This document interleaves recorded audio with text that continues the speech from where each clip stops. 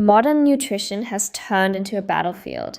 On one side, you have the carnivores eating nothing but meat, on the other, the vegans. Then there are the keto evangelists, the intermittent fasters, and the people eating 6 micro meals a day. It feels less like science and more like tribal warfare. Everyone is absolutely convinced they have discovered the one true dietary religion. But what if they are all wrong? What if the very concept of a universal perfect diet is the biggest lie the wellness industry has ever sold us?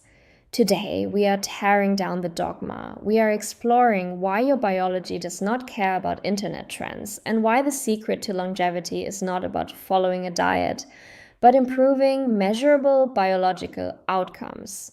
That is exactly where the conversation needs to go.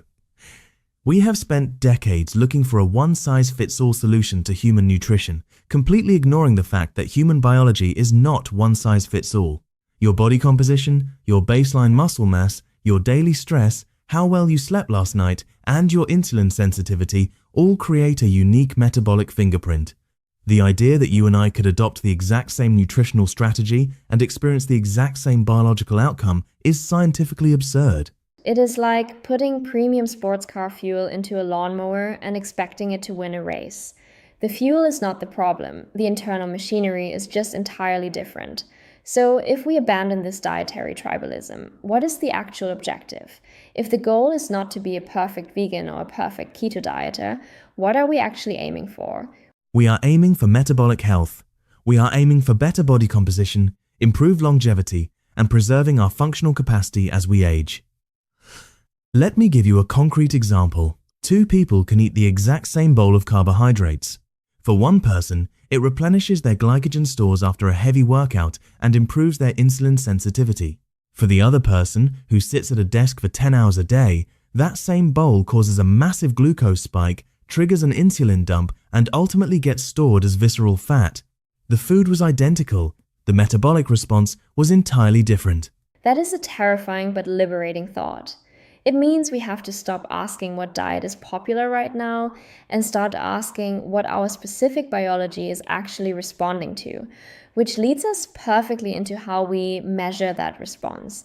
You use a framework called the 4 Metabolic Quadrants, which I find to be one of the most brilliant ways to understand where our health actually stands. It goes way beyond just stepping on a bathroom scale. The scale is a terrible metric on its own because body weight alone tells us very little. The quadrant framework looks at 2 critical dimensions.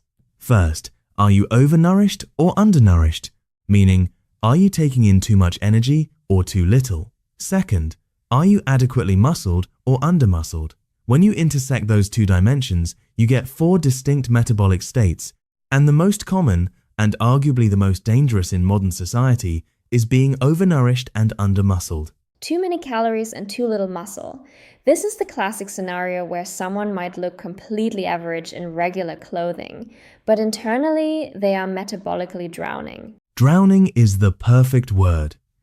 When you have excess energy coming in but very little muscle tissue to act as a metabolic sink to absorb that energy, the body has to put it somewhere, so it stores it around your organs. That is visceral fat. This state is highly associated with insulin resistance, systemic inflammation, and eventually metabolic syndrome. The body is literally overloaded with energy, yet physically weak. It is a hallmark of the modern sedentary lifestyle. So what happens if we look at the second quadrant? Let us say someone is hitting the gym, they have great muscle mass, but they are still overnourished. They are eating way too much. Does the muscle protect them from that excess energy? It protects them to a degree, yes. Muscle is highly metabolically active. It gives you a larger buffer, but it is not a free pass. Chronic overnutrition, even in someone who is heavily muscled, will eventually lead to increased visceral fat, blood pressure issues, and an inflammatory burden. You simply cannot outtrain a consistently poor nutritional environment. The engine might be bigger, but if you keep flooding it with too much fuel, it will still choke. That makes perfect sense. Now, let us flip the script to the undernourished side. Quadrant 3 is undernourished and undermuscled. I imagine this is what we see a lot in aging populations, or perhaps in people who chronically crash diet without ever lifting weights. Precisely. And it is tragic because it is entirely preventable. This state leads to frailty, poor recovery, low resilience, hormonal dysfunction, and highly accelerated aging. When you are not bringing in enough nutrients, specifically protein, and you are not giving your muscles a mechanical stimulus to grow, your body starts breaking down its own tissue. Muscle loss is one of the most silent, hidden drivers of aging. I have always thought of muscle as the ultimate biological retirement account. If you do not build it up in your 30s and 40s, you are going to be completely bankrupt in your 70s. You lose your mobility, your independence, and your metabolic resilience. That is a brilliant analogy. Muscle is deeply connected to your survival. It dictates your insulin sensitivity, your strength, and your ability to survive a fall or an illness later in life. Which brings us to the fourth quadrant, which is undernourished but adequately muscled. This is extremely rare, almost a paradox, because maintaining muscle inherently requires sufficient calories and protein. Chronic undernutrition will almost always drag you back into muscle loss eventually. So, if the ultimate goal is to stay out of the danger zones, to reduce visceral fat, preserve muscle, and keep our insulin sensitivity sharp, how do we actually do it? Because if we are not prescribing one universal diet, we still need a mechanism to clear out the excess fat. What are our tools? There are essentially three major levers you can pull to reduce excess body fat. The first is caloric restriction.